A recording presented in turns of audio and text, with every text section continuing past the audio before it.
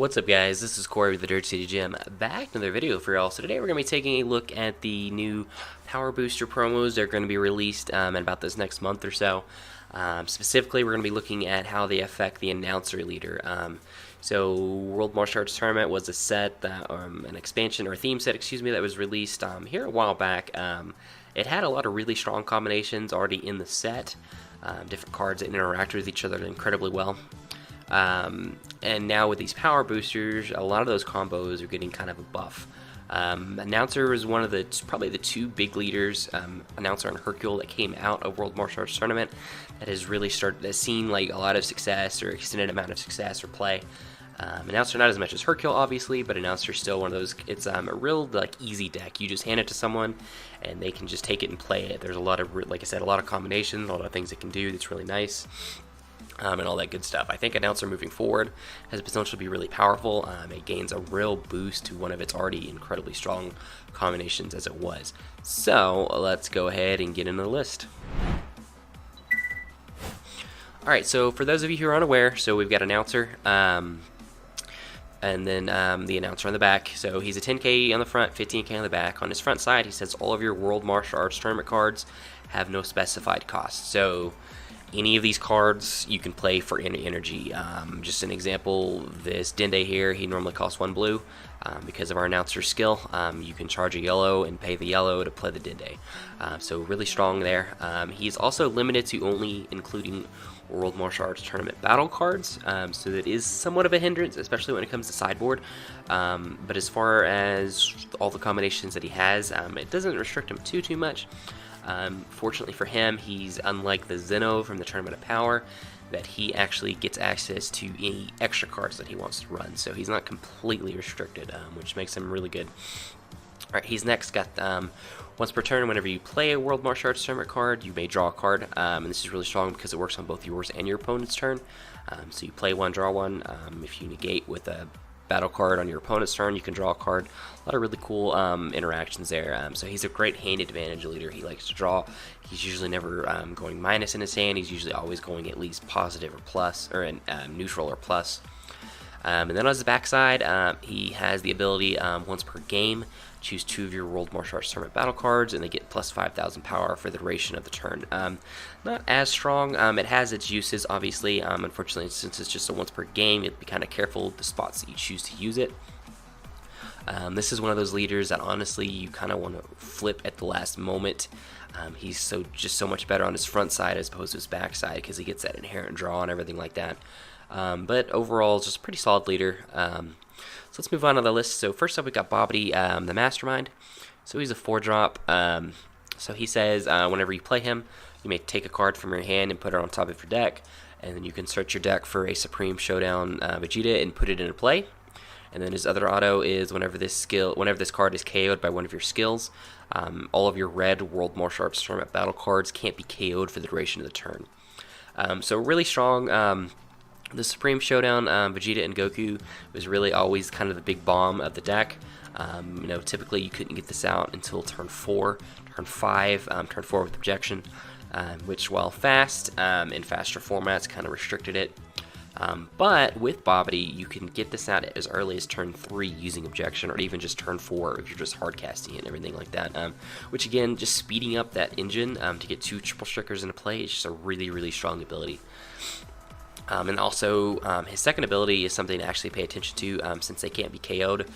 This stops things like Sugesh from happening. This more specifically stops things like Broly BR from just being able to pop them whenever you swing. So really great ability there. So let's move into the main combo of the deck like we were talking about. It's Supreme Showdown Goku and Supreme Showdown Vegeta. We'll start with the Vegeta because he's kind of the catalyst to how the deck runs. So he is a 5-cost. He's a 25k triple striker. He's got the auto. Whenever you play him, you can choose one of your battle cards and then KO it. And then if you do that, then your opponent can't activate blocker for the duration of the turn, which is really strong. And he's got the permanent. If Supreme Showdown Goku's in play, then both of them get plus 10k for the duration, or just be plus 10k. So then moving on to the Goku, he's kind of the same thing. He's a 5-drop, 25k triple striker. And then he's got the auto, whenever one of your battle cards is KO'd by a Supreme Showdown Vegeta. If there's not already a Supreme Showdown Goku in play, you may play this card from your hand. So effectively for 4 energy, we're going Vegeta into Goku. And then we have two 35k triple strikers that can't be blocked. And if we're doing it with the Babidi, they can't be blocked and they can't be KO'd on your turn, which is incredibly strong. It's super efficient for the amount of energy that we're using. We're able to use any amount of energy we want for that, just because of the World Martial Arts, no battle card, no specific cost. So just overall, just an incredibly strong combo. This has always been a strong combo, and it just gets even stronger and even faster with the release of this Babidi. Alright, so moving on, we've got Dende, Astute Savior. So he's a 1-drop blue 1k. He's got the auto whenever you play this card. Search your deck for 1 World Martial Arts Tournament card with an energy cost of 5 or less, and then send it to your warp, and then at the beginning of your next turn, put that card from your warp into your hand. This is really the main usage for him. He's also got an additional effect. He's an activate main for 2. You can put a World Martial Arts Tournament card with an energy cost of 3 or less from your hand into your warp. In the beginning of your next turn, you may play that card from your warp into play. Overall, really strong. What this Dende really does is he fixes our combo pieces. Let's say we have Babidi already in our hand, but not the Goku. We can play Dende on turn 1, go find the Goku, put him in the warp. Next turn, he comes in our hand. Or let's say we have the Goku and not the Babidi, we can play the Dende, put the Babidi into the warp, put him in our hand next turn, and just have our combo ready to go. We don't ever need to have the Vegeta in hand because Babidi goes and surges him throughout the deck. So Dende really is just for finding our Goku or our Babidi, which is just really strong in and of itself. His second ability isn't useless. You can put things like Test of Strength Goku into the warp and then bring him into play, so you effectively are paying 2 for a 3-drop. It's a turn late, but it's still a really strong combination there, so there's a lot of interaction there. He's a really great 1-drop for the deck. The deck already has a lot of really useful 1-drops itself, but this just adds this combo, which is just really strong. Alright, next up we've got our Test of Strength Goku and Test of Strength Oob, so it's a 4 and 3 count. It's a pretty standard split there. You could increase the Oob to 4, but I think 3 is probably fine. Alright, so Test of Strength Goku, so he's a 3-drop 15k double striker, and then he's got the auto. Whenever you play this card, you can also play Test of Strength Oob from your hand for free. And then whenever both of them come into play, they get plus 5,000 power for the duration of the turn. So they're 20ks, and then Oob, he's a 15k 3-cost with crit. And then whenever you play him with the Goku skill, you can choose 2 of your opponent's battle cards with 20,000 power or less, and then KO them. So really strong there. This is really good wide removal as opposed to just normal standard removal. It is limited to 20k or less. Obviously, it doesn't affect barrier, but this is usually coming out, pretty quickly. So it takes care of some threats for us. It kind of clears a wide board, clears blockers out, whatever it is, and then you've got a 20k crit and a 20k double strike coming at you for 3 energy. So again, just incredibly efficient, which just overall is what the announcer is trying to do, just be efficient with everything that he does. Alright, next up we've got Master Roshi and Master Shin. I'll go ahead and cover both of these at the same time because they're effectively the same card. So they're both 1-drop 1 yellows. With barrier, they're 6k power, which is relevant. And then they've got the auto. You may tap each other down and draw a card. So if you have both of these in a play, you tap the other one and you draw 2 cards. So this is a really good draw engine. And more importantly, it's yellow. We'll get into that a little bit later, why that's relevant. But just overall, it's just an incredibly strong combo. It's one of the best combos for announcer. You play one of these on 1, you draw a card with the announcer ability.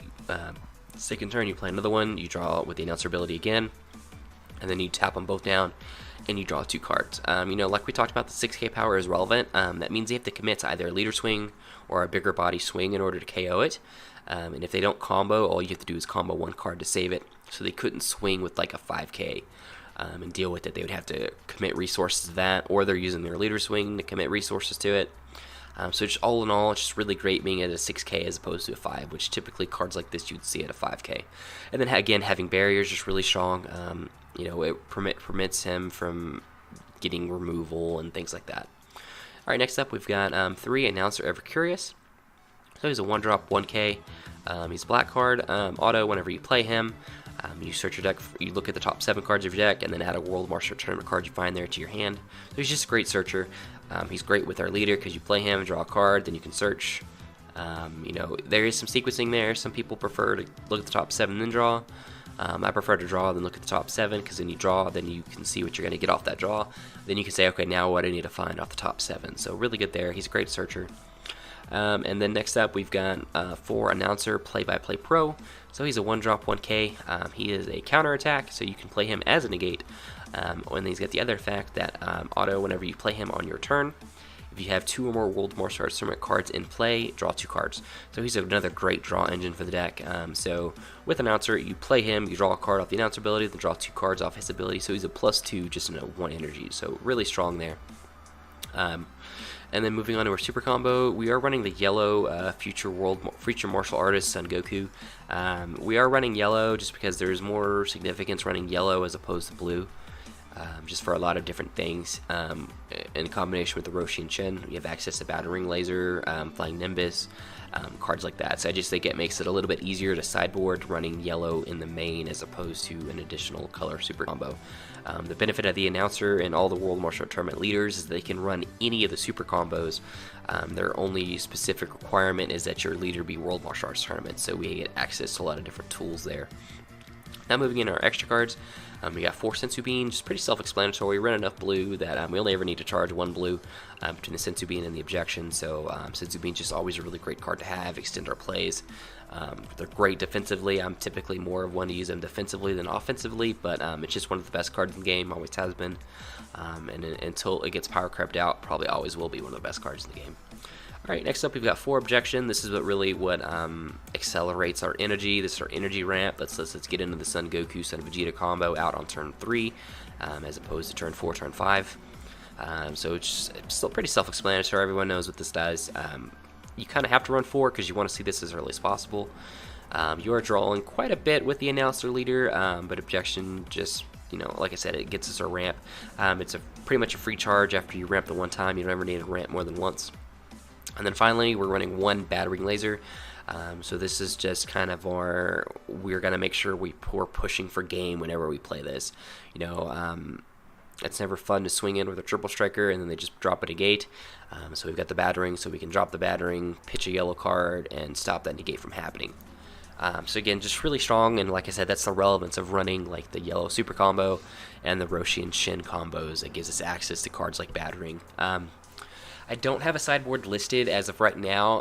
Honestly, Announcer is pretty limited in terms of sideboard. Like we talked about, he can only play World Martial Arts Tournament cards, so he doesn't get access to a lot of the really cool, like, almost staple sideboard card, whether it be Cronoa, Tien Shinhan Returning Fire, Mercenary Tau, all that kind of good stuff. Options that you can run in the sideboard if you are interested in something like that. Flying Nimbus is just a great, really instant add-in to something like this. It stops really go-wide strategies. We're already running the yellow cards in the deck, so it's an additional yellow card that we can run. We have access to cards to pitch to it. So it's really strong. Additional Batterings is always good. And then you just kind of go from there. If you feel like you need more negates, Heroic Duo Bedell is a really good negate. It works like Announcer. You can play it on your opponent's turn. It's battle cards. You draw a card with your leaders. That's really good. The Awkward Situation combo is good. It gives you some more hard removal. The deck doesn't have access to Overwhelm, so we need kind of cards like that to deal with different things. Minus Killy Zone's another really good one.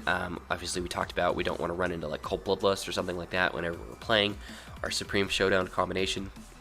And then finally, a really good card for the sideboard is the SCR Goku and Oob card.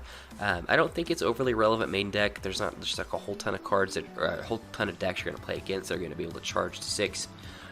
So I think that's a better sideboard option for those kind of slower matchups. You can like side them in, and then you can go, if they ever get to 6, you can get to 6 play and have a really good SCR there. It's the only SCR we have access to, but it's really good in general. But that is the deck list. Like I said, overall, I think Announcer is really strong. I don't know that this combination necessarily makes this top tier. Announcers, unfortunately, never really been quite top tier. It's always been kind of fringe. I do think it makes it a lot stronger. The other option for running the deck is not running the Objection route and just kind of waiting till turn 4 to go off. It gives you a little bit more consistency cards that you can run. But I think the strongest usage of this leader is with the Objection and a Babidi on turn 3. 2 Triple Strikers on turn 3. If you can flip on that turn, it's really great. Then you have access to your Batterings. and all that kind of good stuff. But anyway, guys, that is the deck. Let me know what you think down below, and let me know if there's any other leaders that you'd like me to take a look at. But other than that, that's it, and we will see y'all next time.